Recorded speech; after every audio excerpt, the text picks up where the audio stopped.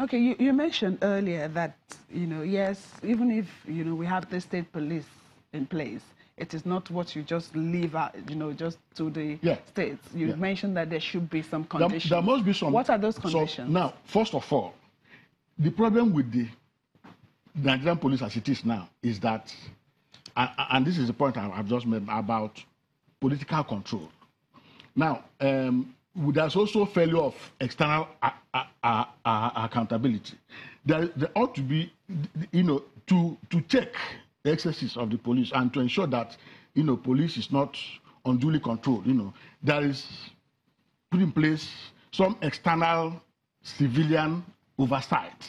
And in Nigeria, we have the Police Service Commission, which has potentially powerful mandates, including recruitment, appointments, discipline, and promotion. Now, the Police Service Commission, the president prefers to appoint a retired Inspector General of Police as chairman of the Police Service Commission. And so the Police Service Commission, rather than operating as an external civilian oversight mechanism, operates more like a department of the Nigerian police. It seeks its powers of investigation back to the police. When you bring a complaint against police officers, rather than investigate, they ask the police to investigate and report back to them. They concentrate, then recruitment becomes business. People pay to get recruited into the police, and then they concentrate also on promotion. And you've seen the scandal, the whole corruption, irregularities around police promotion. So unless we strengthen external accountability, unless we ensure that the right person, heads the Police Service Commission to ensure that check on the excesses, it will be so.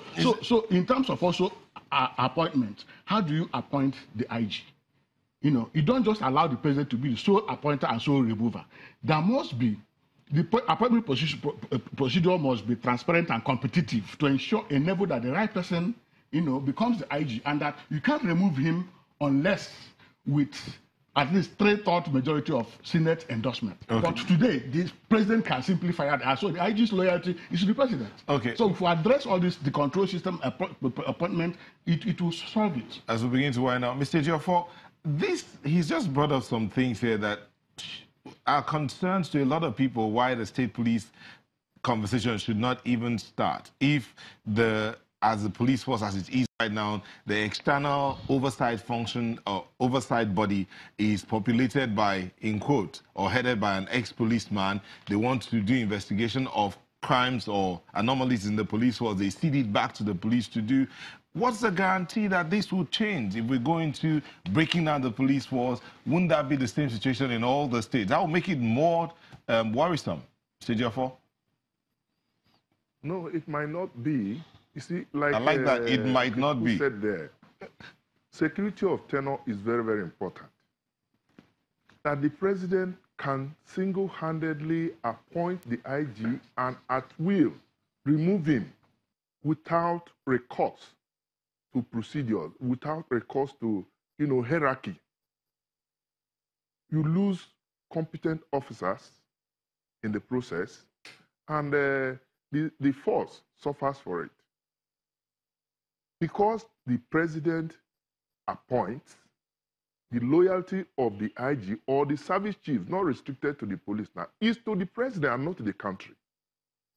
Because we are supposed to do his bidding. And that is wrong. Like the service chiefs have been amended. We do it in a way that you cannot remove any IG or service chief without two-thirds majority of the Senate, like tenured positions. So if you know that your position is tenured, you will not dance to the whims and caprices of your appointer. It is very, very important. But again, if you come to the state level, when we're talking of a state police, there should also be mechanisms to check their excesses. If you cannot just leave them and say they should operate the way they like, and in other crimes, in other areas, you have these crimes defined. You don't expect the state police to get involved with very serious crime like felony and all this. But they are also bound to cooperate and synergize with the federal police. It's not as if they are going to operate in isolation. And I believe the National Assembly will take cognizance of all these lacuna and fill them before they are passed into law. It's very important. I still believe very strongly that we need the state police. No matter the odds or what people say against it, let's give it a trial. Then from there we can see whether there are defects that can be amended. All right, Mr. James, your closing thoughts? Well, I still believe strongly that we are not right for the state police now. You are talking of issues of accountability to the person who appoints you. The president is in charge of the police, you can hire and fire. It's the same thing that will be replicated in at the state levels. Some governors goes to overseas trips without handing over to their deputies. And the absence of a governor who not takes charge of the police, it becomes difficult to not give instructions when you have challenges. So we are still having issues of trust among ourselves. And that is why in the political realm you discover it's hardly any governor hands over back to his deputy when he's leaving. So if we have state police today, it's the same thing that you will see, because no governor can allow the commissioner of police he appoints an employee that is paying to not do anything outside his instructions. So deployment will still have the same issues we're having today. So for me, state policing for now is not a mature thing. We must embrace the issues of community policing. It's not at the same time as state policing. Thank you. Point this out. We have, National Assembly, we have the state assemblies, they make laws. We have the federal courts, we have the state courts, and we have not heard of, or at least not in the open, that these processes have been abused. Why the police? Well, we have had several times that certain judgments are not given the way it's supposed to be. And several people have raised concern about judiciary also. And that is why the president himself is talking about reforming the judiciary. So you can't say that these abuses are not being noticed in the judiciary also. A state chief justice appointed by the state governor. It happens in Rivers where there were issues that a particular candidate was supposed to be there by the governor, and he was not supposed to be the right person to become the state judge. And there were a lot of issues. So those are abuses that you will still see if you have the state police today. But they remain. An incompetent person could be made a commissioner of police. So for me, it is still something that we must tread with caution before we can be talking of state policing for now. So abuses are all over the system in Nigeria, not just in the police force. I am not holding forth for the service itself, but I feel, as my personal opinion, that we are not just there to start talking about policing now at the state levels and controlled by the governors. Because so many things will go wrong, honestly, so many things. So abuses are not just to the police. You have it done in all the sectors of the economy.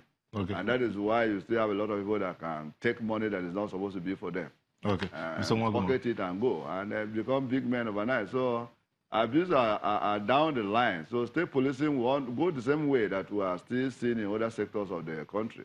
Okay. So for me, it is not just right. All right, thank you. Mr. Mwaguma, closing. I think it is good that both the executive and the legislature are now pushing for state police. The executive should, perhaps set up a committee to come up with modalities, that states will. But someone said all of this was discussed in the 2014 Confab report. Yes, it was one of the and they all agreed the on recommendations. That. So maybe what we should be saying then is that we should commend the legislature, the Senate and House of Reps, for coming up with this idea of constitutional. I think they should fast track it and ensure that they remove those provisions that will allow, including bringing police from exclusive list to the concurrent list, and then removing the provision that says there shall be only one police force in Nigeria, so that states that can afford it can establish state police. States that can't afford it we can have a situation where states within a region can decide to combine to establish a police. It doesn't necessarily mean that every state must, but those that can afford it. And I think let's just see if we can take one or two comments before we go. Babajide David says, if you employ more than 4 million Nigerians, the issue cannot be resolved. Employ technology to resolve the security situation. Akin says, I'm not sold on the state police solution that's being thrown around. I agree completely that we are not developed enough as a nation to manage it.